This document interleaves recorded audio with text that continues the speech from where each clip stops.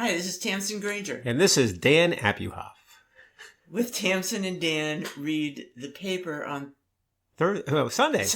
No, we're thinking about Thursday. Yeah. Sunday, November 24th. 2019. And it's a gloomy, gloomy day here. Oh, rainy. In Lineport. Awful. Rainy and dark. Perfect day for doing yoga and watching football. Right. Unless you're a Giant fan. So, let's just get right to it. We went to the movies. Yes. We did. I took Mrs. Granger out to the movies. We zoomed the motion pictures. That's correct. We zoomed to the movies. We just because we were going to go see Ford versus Ferrari. Yes. So Dan told me he was getting me in the mood. Right. By driving like a maniac. He did. And were you in the mood? I was in the mood. Yeah. And fortunately, we got there in time to miss all the coming attractions. Perfect timing. Which were tedious last time we went. Yeah, it was one of these theaters with the assigned seats and the very comfortable electronic gizmos that set you up in a very comfortable position. It was all good. Yeah. It was very good. And then we strapped on our seatbelts and we sat to watch Ford versus Ferrari, which I enjoyed. Ford versus Ferrari, just to sort of set the stage, is the story of Ford deciding to enter the world of international racing, car racing, and challenging the Italian masters at Ferrari at the track of Le Mans, the biggest event at that time, and perhaps it's still the biggest event. And it stars Matt Damon as Carroll Shelby, who was a car designer, a previous race car driver, and Christian Bale as a fellow named Ken Miles, who was the driver. And the two of them were the force behind making this challenge by the Americans against Ferrari. Both in terms of designing, the ultimate vehicle, and for Ken Miles driving it, having the ability, the nerve to really drive it. Well, listen, I thought it was a real good movie. It's a very exciting adventure picture. I know that Zeke was somewhat dismissive. They called it a sports movie, but I think it's more than a sports movie. But even at a sports movie level, it was extremely well done, didn't you think? Yes. I enjoyed it. I also think it's one of those movies you might want to see on the big screen. Which we did. Because the driving sequences, the racing, is quite impressive. It was even more exciting than the ride there. Yeah, I can't imagine it would be that as exciting on your phone. Yes. I mean, look, let's just lay a few rules down here. Number one is we are not car enthusiasts, right? So it's not like we're part of the demographic for this film necessarily, although we both decided as soon as we saw the picture, who should see this movie? My brothers. My brothers are car enthusiasts. It's a shout out to them. Car experts. They must see this movie. Anybody who's a car nut has got to see this film. A hard nut to crack because they don't go to the movies. Well, they're going to have to go to this one. Yeah. But the car racing was gripping. The characters were interesting. Yeah. They were funny. It was compelling. The story was real. And the story, it is an interesting backstory because it's true. Now we know because the Times tells us today that, in fact, the story is true. It was jazzed up a little. A little bit, but basically true. That basically what happened was that there was almost a transaction by which Ford acquired Ferrari, which was Ford was trying to acquire. Right. And Ferrari, the very classy auto manufacturer, which makes vintage automobiles and wonderful cars, which wins these big races. The transaction failed. There was bad blood. Henry Ford II, the head of Ford, decided that he was going to respond by entering into this international car racing in a big way and show Ferrari what's what. And in part driven not just by personal ego, which was substantial, but also by his faith in what we'll call American capitalism. The idea that Ford was the manufacturer of all these munitions in World War II. They were a force in the world economy, and there's no reason that force should not also prevail on the track at Le Mans. And he goes to hire whoever he needs to win this race. And it's these two characters we talked about a moment ago who are naturally mavericks who exist best outside the system. So there's a natural tension between the folks who are actually going to win the race or compete in the race on the one hand and the big behemoth that is Ford Motor Company. Right. I don't think Elizabeth Warren is going to this movie. No. Or if she is, she's not going to enjoy it. No, it's not. Because it does celebrate American capitalism in a way, even as it shows all the foibles of Ford. There was a previous movie called Le Mans starring Steve McQueen, James Garner also, which was a pretty good movie. Mm-hmm. It came out a different way, but there are and there was a lot of car racing in that. McQueen was a big car enthusiast, but look, this is not Best Picture. This is not how shall we say, The English Patient or a lot of other movies. It's not a subtle film, okay, but it's exciting. It was exciting, and I mean, if my brothers would just see it, I mean, they would enjoy it. There's a lot of there's a fair amount of what seemed to be technical talk about what if we do this, what if we do that. It seemed awfully technical. The entire movie. Very technical to us. And but, so I think it can appeal to a pretty broad audience. They bring in some human interest. They invent some human interest. Right, they do. But it's all wound very tightly around the car competition. And also, I should note to Armand, our favorite bartender, I know is thinking of seeing the movie, that this was the first time the Americans, and the only time, frankly, the Americans were able to prevail at Le Mans. That's what the story's about. But the Italians had won previously every time except for one. The time they lost, one of the drivers was Carroll Shelby. That was his link to the past. And he drove in that race in Aston Martin. So for those lovers of Aston Martins, go to the film. I thought they said at the end of the film that Ford's won the Le Mans the next 4 years. I should let me be clarified. But that was still under Shelby. So except for Shelby's regime here for 3 or 4 races, they never got back into the winner's circle. So that's definitely worth... Ford versus Ferrari. That's right. We recommend it.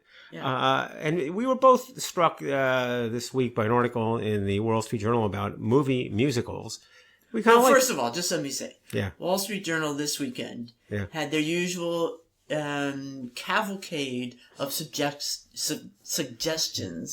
of what to buy people for Christmas, possible Christmas gifts. Yes. None of them made any remote sense to me whatsoever. Yeah. As something you might want to give or be able to afford to give to anyone. But they have a big section on holiday books, and there are a lot of worthy contenders as gift items. Yes. So if you know anyone who's interested in movie musicals... Yes.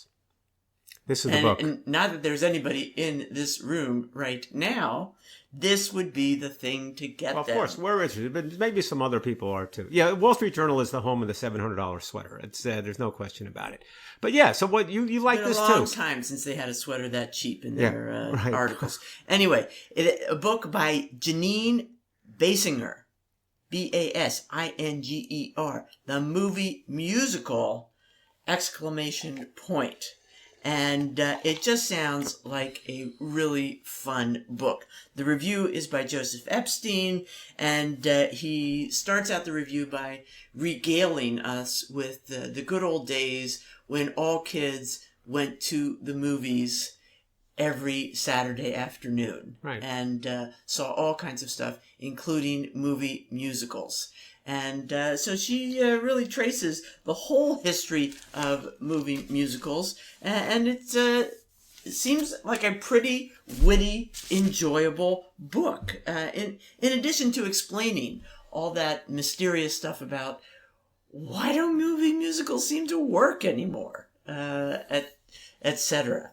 And so what she does say is movie musical basically worked as long as there was the studio system. Yeah. And once that falls apart, nobody has the financial wherewithal or the control over the superstars to, manufacture those kind of, blockbusters.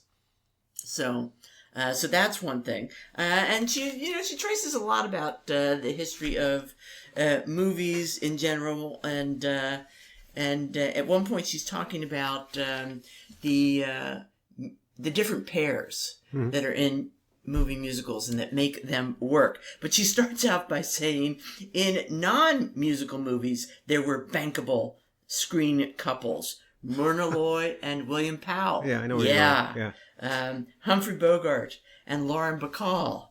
Cary Grant and whatever woman happened to be in the house. Well, that's true.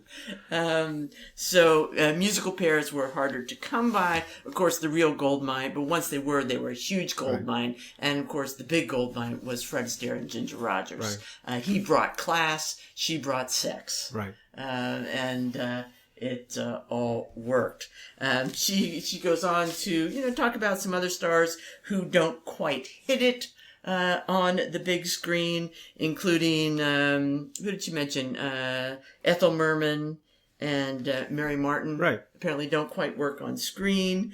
And some other biggies. She talks a little bit about people who do make it, like Julie Andrews, who could, as her friend Carol Burnett said, sing Spoonful of Sugar and you don't get diabetes. Yeah. But then she kind of excoriates poor Barbara Streisand. Yeah. And says that Streisand does a song as if it's a Shakespearean soliloquy. She's just got to be the one to interpret it for eternity. Right. Well, that's exactly how I feel that about is true. Babs. Well, she also identifies the definitive female singer for musicals, which of course is Judy Garland. Yeah. Yeah. And it's kind of hard to argue with that. Right. And she also mentions her partner, Mickey Rooney, yes, who had talent to burn, and he burned it. Yes, I saw that. Yeah. I was wondering about what that meant, but I'm not sure. But it was a mixed blessing. Let's leave it at that. She talks about Gene Kelly and Fred Astaire, and about how people differ in their opinions. A woman may give her heart to Astaire, but she'll give her body to Kelly. Yeah, but I thought also she said something about Kelly in the next line that said Kelly at the end of the day was a soloist, emotionally a soloist, and I think that's right. Yeah, I mean he was terribly self-possessed. In his own world. One other thing that she touched on, I thought it was interesting. She just got at it a little bit. Was that she asked the question, why are people even interested in musicals, movie musicals or otherwise? And she said, look, I mean, throughout the country, there's the New York thing where people are, used to seeing shows, but outside New York, people thought of musicals as culture, right? Mm-hmm. And they had a certain appeal. And then she talks about, hard-bitten, like union bosses, toughest guys in the world sitting down and having the opportunity to watch a musical like Pajama Game or something, or enjoying it because it was just people loved it. People sort of experienced it in a particular way. I mean, the way she puts it here, let me see if I can find it. Yes, here it goes. The movie musical exists in a second layer of reality, a layer constructed for us out of experience we don't have, can't have, or aren't having. Musical characters are living in a world of musical performance, and the viewer is transported from a real world to that world. Right. And she does that to underscore the point that a lot of the modern movie musicals don't work because they're taking the world too seriously. They're trying to make too much of a political point or whatever, and they don't allow that kind of fantasy. So anyway, that sounds like a fun book, the movie musical. Yes, and you had another book there. And then I was reading on, and, here's a book that actually doesn't get that great a review, but it brings up some interesting ideas. And it's called The Golden Thread by Cassia St. Clair. And what it is, it's a history of textiles. Right. Okay? Turns out textiles really are key to our lives, an essential element in our lives. Of course, clothing, etc. Right. But they haven't always been taken that seriously historically.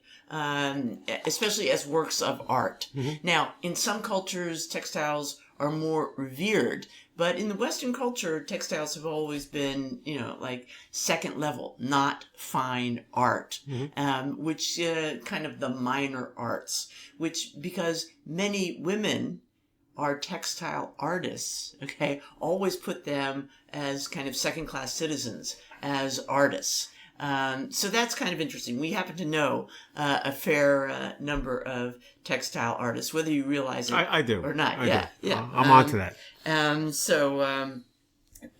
Pat Klein, and even Cindy Gompert is, those are the two names that came to mind. Conservationist of textile art. Anyway, so there's a lot that's interesting in this book, even though the reviewer, Judith Flanders, whose books I've actually read before. She does things like Inside the Victorian Home. She's not thrilled with this book, but she says there's a long way to go. We need to know more about textiles. For example, when Howard Carter unearths the treasures of King Tut's tomb, okay, and he comes upon one big casket that is entirely filled with linens, okay, which obviously must have been important, all right? They're buried in the pharaoh's tomb. He's disgusted. He's disappointed. And in fact, many of the textiles that were in these tombs were just tossed away as filler. And probably had important stories to tell. Turns out the Vikings were pretty involved in wool, okay? They made these amazing sails. Cold. It's all about the sails. They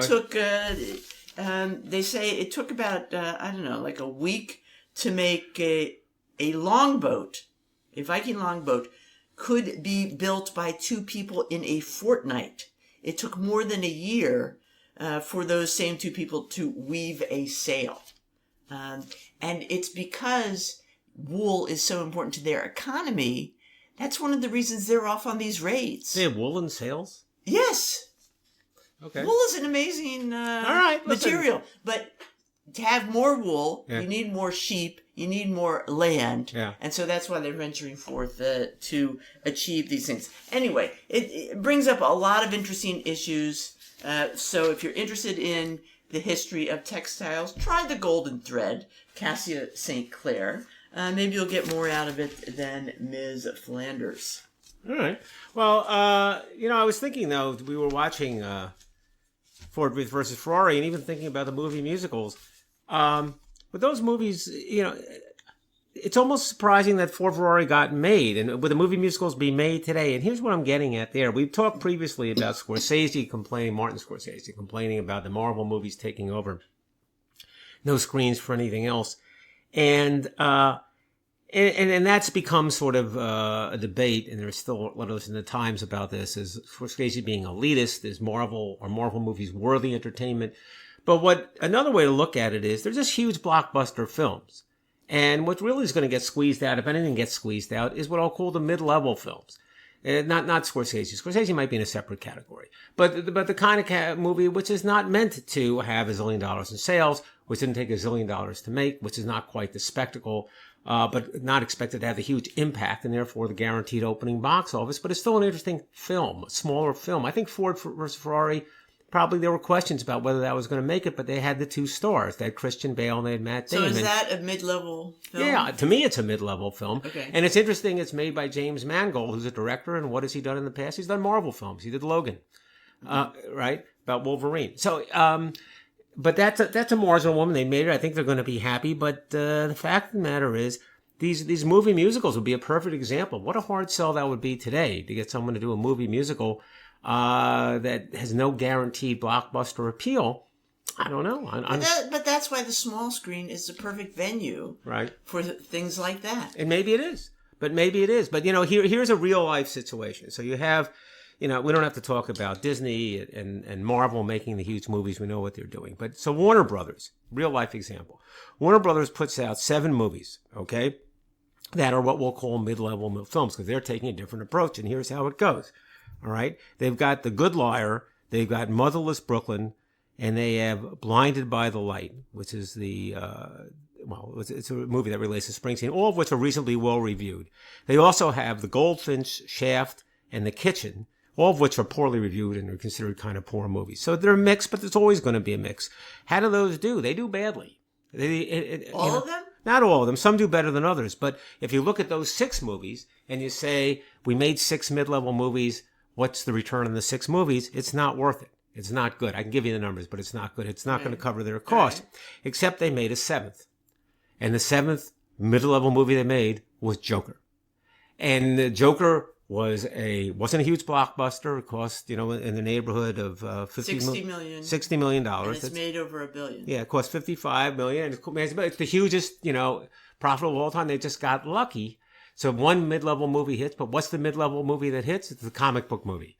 So what does Warner Brothers learn from this? I don't think they're making Motherless Brooklyn next year or anything like it. I think they're looking for the next Joker. As a matter of fact, there's a film Joker 2, which is now being written. Right.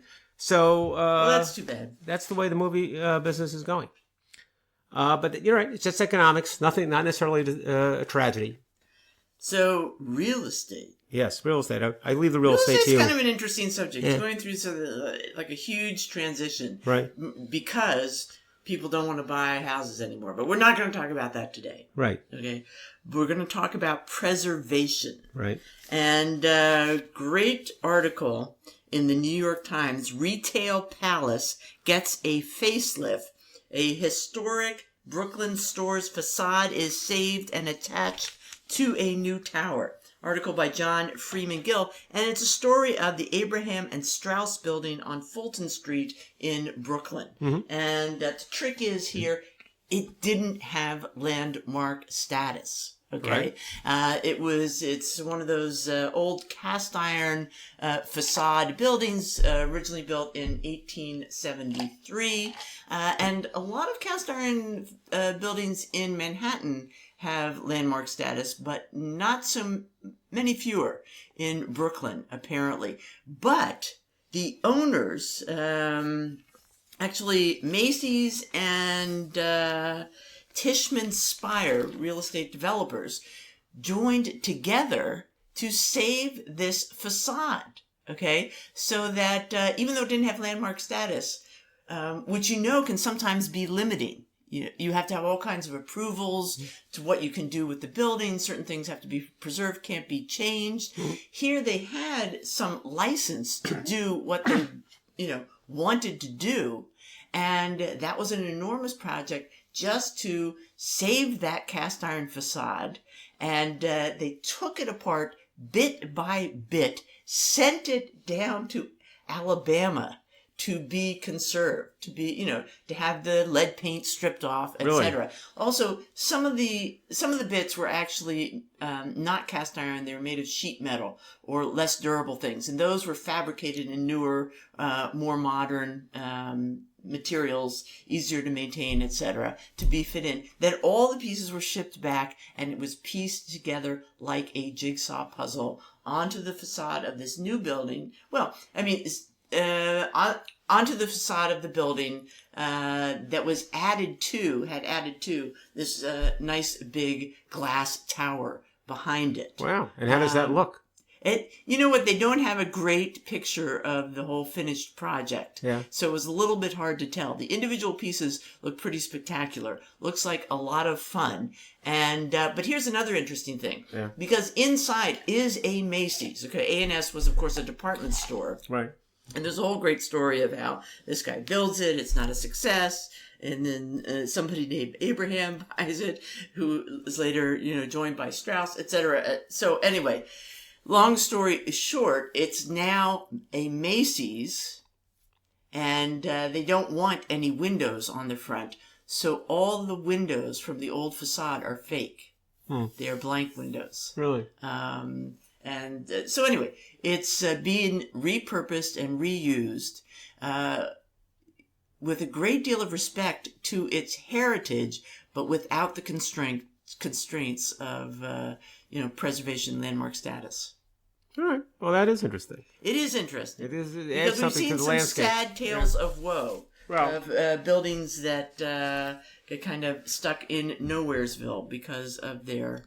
Well, it helps preserve New York. I mean, speaking of what makes New York, New York, there was an article in the Times called Small Stage Groups Play an Outsized Role about small theater groups. And, we're involved with Classic Stage Company, which would be an example of a small theaters. Right. But here's an article. But also because we've had some just terrific experiences, even recently, at small theaters. Well, it turns out it's not just us. It turns out, according to this economic study that they did, and, they have numbers. I don't know if they're worth $584 million are contributed to the annual economic output in the city by small theater. These numbers are made up. But the fact of the matter is that I do believe that it's a big part of what New York is and makes New York unique. And that's certainly what they're saying in this study. They said there are more than 280 theater organizations that have been established since 2011, small theaters, but there's turnover. More than 100 of them have closed. So they're constantly opening, they're constantly closing. There are a number of these organizations. The city's home to a total of 748 off-Broadway and off-Broadway theater organizations. How's 748? Yeah. Responsible for 3,000 jobs, but they turn over. And the reason that they turn over, or what I mean by that is really they go out of business on a regular basis, is because they're non-economic at the end of the day. Almost all of them are non-profit. And, of course, the Broadway theaters are for-profit, and more to the point, they make money. But they're not for profit because you just can't, you're not going to, at that scale, make money. It's just not going to work. Now, the average theater size here is 99 seats. Many of them are 99 and below.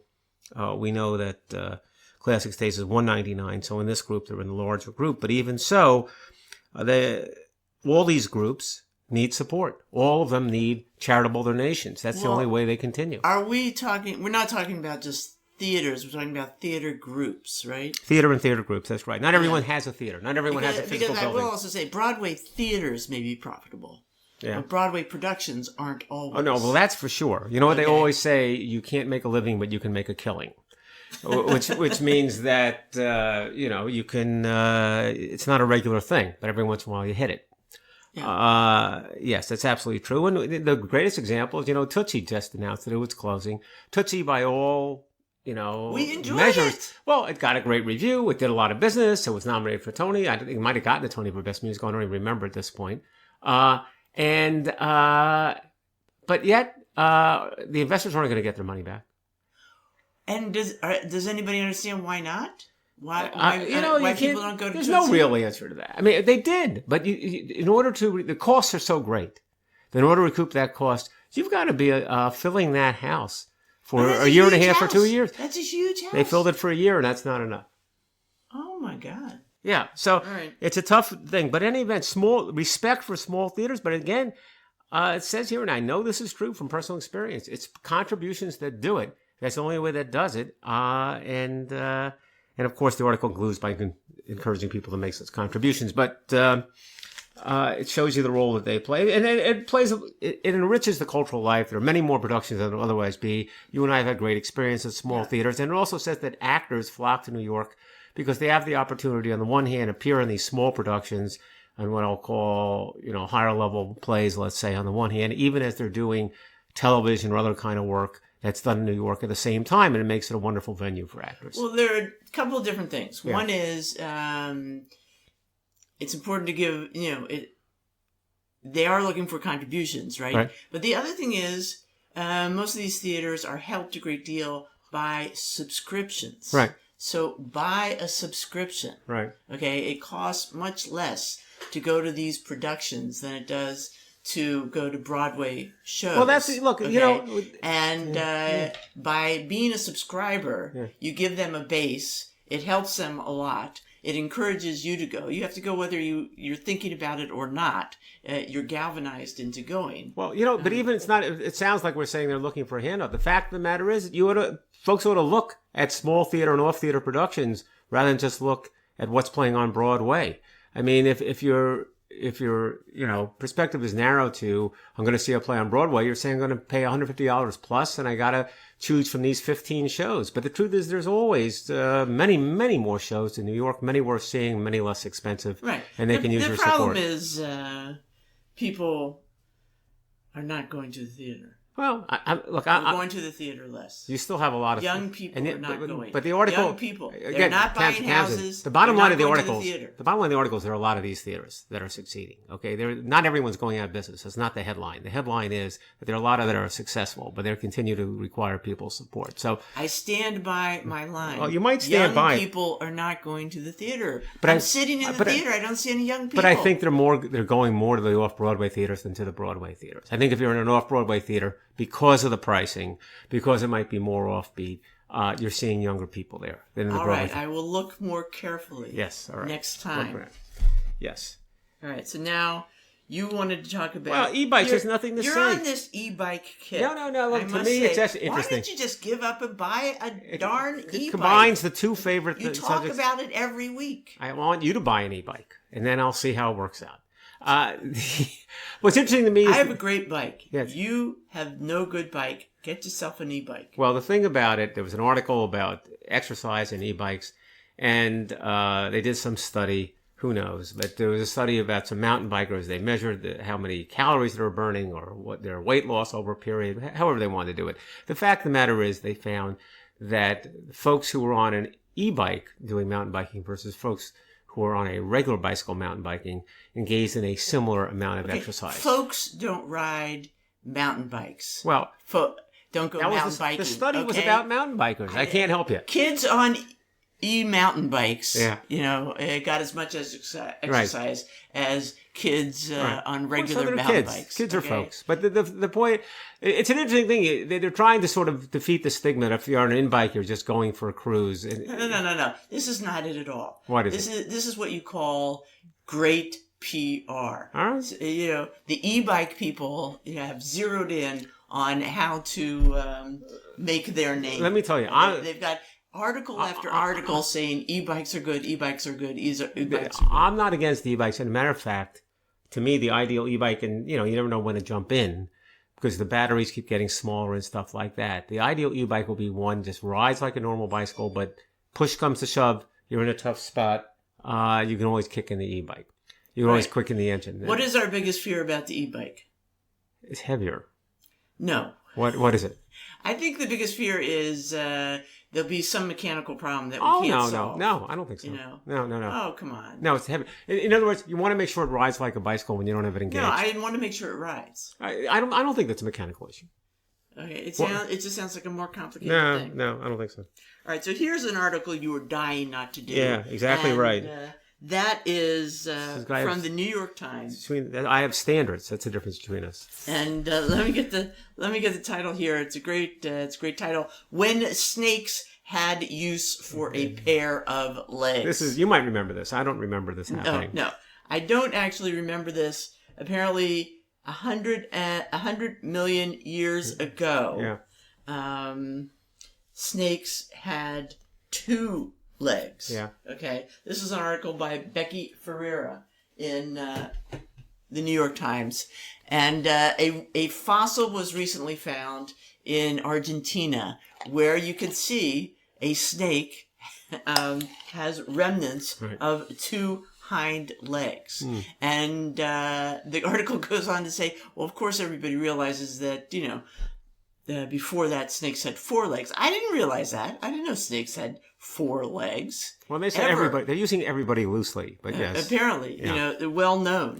170 million years ago, apparently snakes had four legs. And then 100, anyway, then it talks about how snakes have been very successful as limbless creatures. They've done a heck of a job. They operate I don't pretty think well. anyone can complain about the performance of snakes without any legs at all. I think they're to be commended.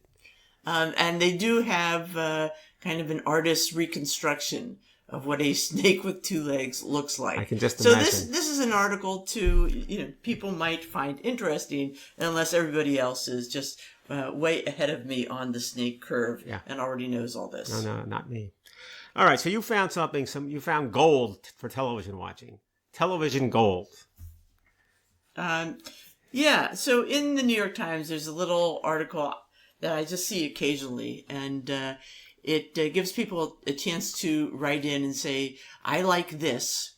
What can I watch that's like this? Right. Meaning, basically TV, meaning on the small screen from Netflix or Amazon Prime or whatever service.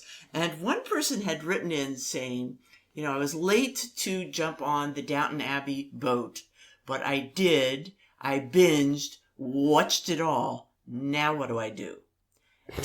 And the suggestion was you've got to watch what they called Spanish historical dramas. Yeah, never heard of that.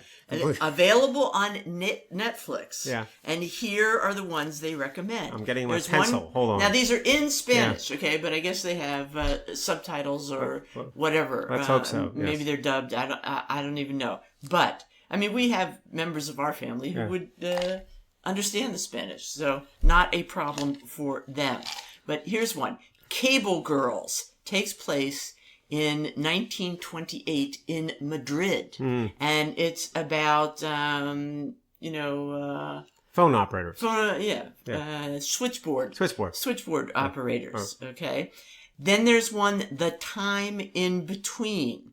Takes place in the 1930s, and it's about the escapades, ins and outs, love affairs, I guess, of a bunch of seamstresses.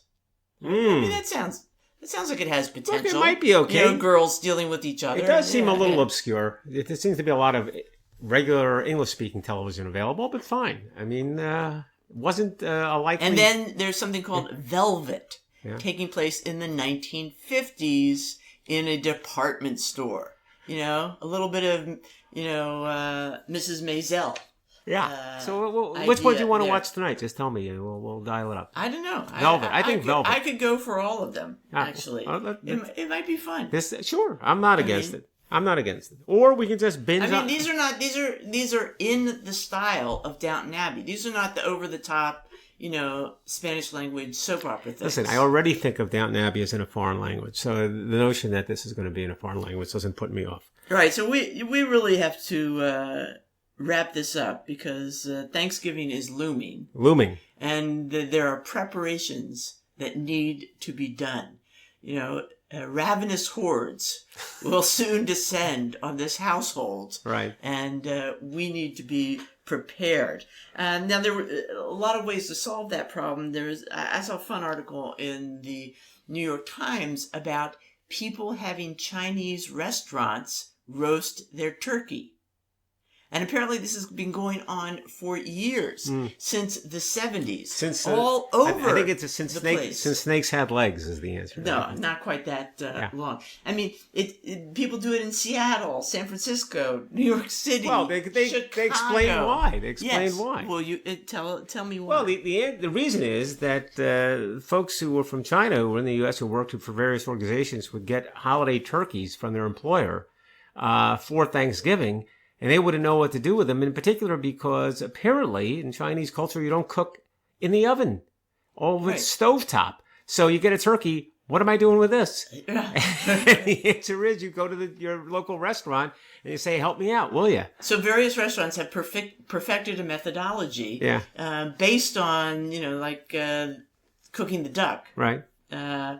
Peking duck kind of idea, I guess, which involves cleaning it, brining it. They do some kind of wet brine. They don't stuff like stuffing, like bread stuffing inside. It tends to be kind of a wet, juicy kind of combination of things like onions, garlic, spices, etc.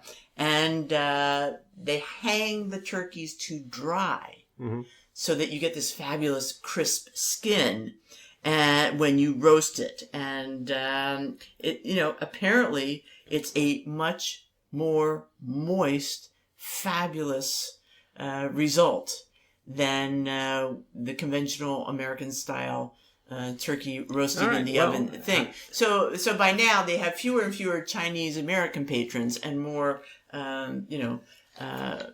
American. And yet I know patrons. This is not the way you're going. I know that you are going to be... I would love to do that. It wouldn't bother me at all to have somebody else take care of that. But many of these places, you have to sign up far in advance. Right. And they only have a limited capacity.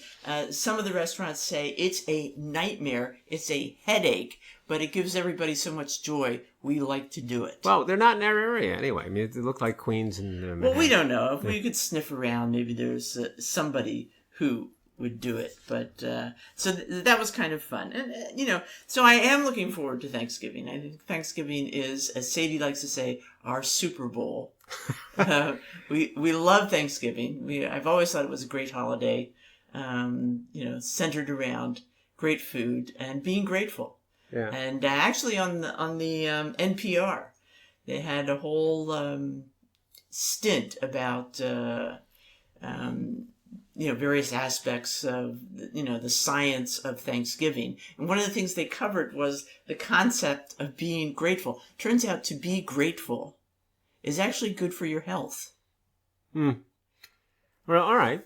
And so you sound pretty skeptical. No, anyway, I mean, I think I'll put it up there with e-bikes. There's more and more that I feel like our forefathers understood about how to live well, involved doing certain things, and they invented holidays that actually make us do some things that are good for us. Let me put a little spin. Getting together with family. Yeah, let me put a spin on that. I would say that a lot of people did a lot of things. Our forefathers included some good, some were bad, but the things that survive or the things that have value. How's that? Right. Okay. But it wasn't just about getting fat on pumpkin pie. No. It was about getting family together and taking a moment to realize what's good about your life. It's also, I've been very grateful. It seems like, even though it's been a dry, weird fall, it's been very beautiful. I do a lot of driving because of my long commutes, and I've just been enjoying the beauty of everything. But the other thing I used to do around this time of year, Thanksgiving, on my commute, is listen to the radio turkey hotlines. And I highly miss those. There used to be a Martha Stewart radio station, and she would line up all these famous chefs that you could call and say, look, this is my problem. What do I do? And people had all manner of problems. This would be both Wednesday and Thursday? Or I don't know. I feel like it would be Tuesday, Wednesday, It would be day after day. And, of course, 5 out of 10 people are calling to ask for a new brine recipe. Oh, yeah, they're all asking the same question. There's no question. Yeah. Incredibly boring. And the chefs are like, oh, boy. But it was really fun. It was a way of sort of connecting over the airwaves with other people going through the same hubbub you're going through. And, I enjoyed that, and I miss those kind of shows. I mean, we really, on the radio, mostly hear just the politics, etc. I miss those radio talk shows. That's in part what we're doing here, sort of chatting about stuff that's other than, the political stuff. And it's more human interest stuff. So next stop. Well, the next week, we're going to get the report on our actual Thanksgiving. I mean, how it really goes down. Really? Here. Yes. Really? You're going to make me relive that? And possibly... Let's just say there are often sutures involved. You don't have to tell us in my about celebration that. You don't have to tell us everything, but we might have my lips are sealed. We might have quite a few guests in that podcast because your family's going to be here, and they're all natural entertainers. Or we'll be too busy for a podcast. There's that possibility also. All right. Until then, yes, have a happy Thanksgiving to everyone from Tamsen and Dan. I'm Tamsen and Dan Abuhoff. With Tamsen and Dan, read the paper. Adios.